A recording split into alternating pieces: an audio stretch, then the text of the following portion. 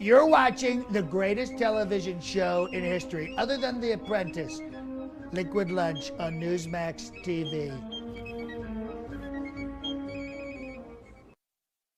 Hey, welcome back. We're just breezing through hour 2 on a Money Monday edition of Liquid Lunch. And a lot of things are happening around the world, but as we come into the holiday season, and you want to know what was happening around the world, right around this time, we bring in David Pietrusza. He's a noted author and historian. And David, thanks for joining us today. Great to be back on the show. We wanted to talk today about the Truce of 1914, which was between the British and the Germans. And many people may not know that that was the beginning of World War I, and that truce actually led to a heck of a lot more problems. Well, what it did was the war had started. People thought it was going to be a quick war. In 1870 and 1940, the Germans marched into Paris. And in 1914, they got stuck on the Western Front for, until 1918. It was a deadlock. They were dragged in for 300 miles of static warfare, millions, 8 to 10 million combatants, a terrible war and a miserable time of year because the trenches would flood in November, December. More people were dying of the weather, of pneumonia, of trench foot, of gangrene, amputations than actual enemy fire. But on Christmas Eve, what happens is the Germans bring out Christmas trees because that's their great tradition. The British are wondering, what is this? Is this a trick? Is there going to be a new attack? You know, what's going on here? And then they hear hymns. They hear Stille Nacht. They hear it, which is Silent Night, the original Austrian-German hymn. And they start singing back and forth, back and forth. But the next day, one by one, and it's more than one truce. It's informal, it's spontaneous, it really happens soldier by soldier when they stick their heads out of the trenches, wondering whether they're going to be, killed by a sniper. And they fraternize. There are always truces in war to bury the dead, okay? Maybe to get some water or supplies, but this is real fraternization. They're exchanging gifts.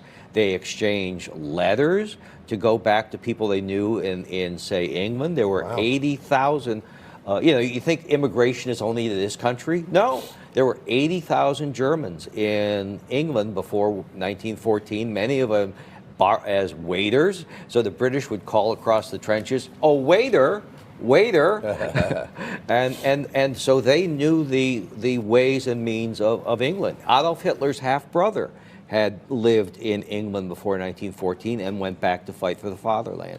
To me, this is so interesting. And not only that, but the monarchs involved in this in the United Kingdom and Germany were actually cousins, right? Well, they were cousins. It was a different world. Most of the royal families of Europe, including the Russians, the Tsar of Russia and the Kaiser of Germany were cousins. First cousins. They were grandchildren of Queen Victoria. But so the reason we were so eager to have you come on and talk about this Christmas truce of 1914 is, one, it's a story that people just don't believe nowadays, to think that troops that are in the midst of a world war fighting one another by day could get together, sing Christmas carols, and share cigarettes and do all the kinds of things that you do around the Christmas holiday. People have such a tough time believing that. But also, I think it's such an important lesson for people that have political differences with their relatives. Right. That, look, you can get along with your relatives for a day or 2 days. Right. These guys were trying to kill each other. Christmas truce. Take a break. Dude, Christmas truce at the dinner table. That's not bad. Exactly. Well, the Germans literally roll out the barrel of beer for the English in that, and German. Is that how the old saying came? Roll out the barrel. I don't think so, no? but it could have, and they were giving haircuts. German barbers were giving haircuts to the British.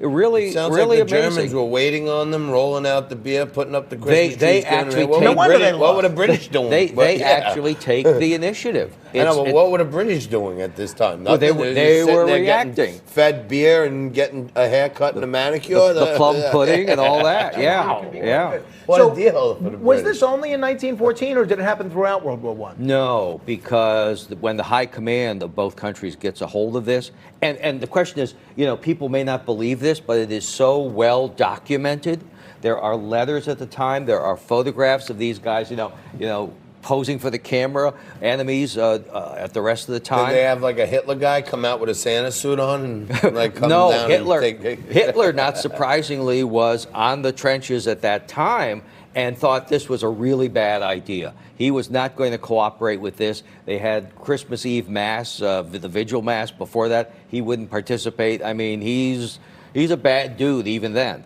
As a historian, you said something in there. I didn't want to interrupt you because you have such a great role, and I love world history. But is there really like a time in a small battle or skirmish where they call a truce for both teams to come out and pull their dead off the battle? Yes, they did. That happens a lot. And that was fairly commonplace. And these trenches might have been 100 feet apart, and so the guys died. And at one point, a German officer fell into a British officer fell into the German trenches, and then a German officer during this truce brings the Victoria Cross that this guy had on him and his personal effects to give to his relatives back in England. So It's very civilized that way. And then the British officer in question gives the German officer a silk scarf, and then the German officer calls back to his adjutant or something, and it says, I have to give this guy something in return, and he gives him some fur-lined gloves. We know all these details. This is and amazing. it sounds like a phony baloney movie. Like a Monty Python. Yeah. Well, like actually, a Benny Hill episode. There was a movie in the 1960s called Oh, What a Lovely War. And they talked about that, this scene and this series of truces then. There was an opera made which won the Pulitzer Prize a few years ago. I saw it in Cooperstown, upstate, and it was great. And it was so moving that at the end of the first act, I was just awash in tears. I can imagine. Very quickly, I know you indicated that Hitler was having no Christmas truces in World War II, but are there any other more modern wars where something similar to this actually happened? Yeah, in my lifetime in Vietnam. There was a Christmas truce every year in 1965 when Bobby Kennedy is the senator from New York. He's calling for a Christmas truce. And in a non-Christian holiday, the Tet Offensive occurred during a truce for that big national holiday in Vietnam. Wow. So there is some civility even on the battlefield. Yes, there is. And actually before that, there were, in the Middle Ages, the truce of God, the peace of God, so you wouldn't attack, clergy or merchants. You wouldn't go into a church. You wouldn't fight on a Sunday. And then they kept extending it. Well, Friday is when Christ died. Saturday, And so at the end of that, you only fought 80 days a year. So you had weekends off. You had weekends off. You get together, roll out the beer, have a haircut, Take give a some break. gifts, take Chill a break, out. and then on Tuesday, back to war. Start killing. Well, David Pietrusza always kills it. He's one of the top-notch historians and authors out there. Thank you so much for joining us on Liquid Lunch. The moral of the story is, like, when the family comes over for Christmas and you barely all get together during the year and you got everybody at the table, there's supposed to be love, call a truce for Christmas. Have a good time. They even did it in all the wars. Take a quick break, come back right after this, talk about some Santa with Pavlina Osta right after this.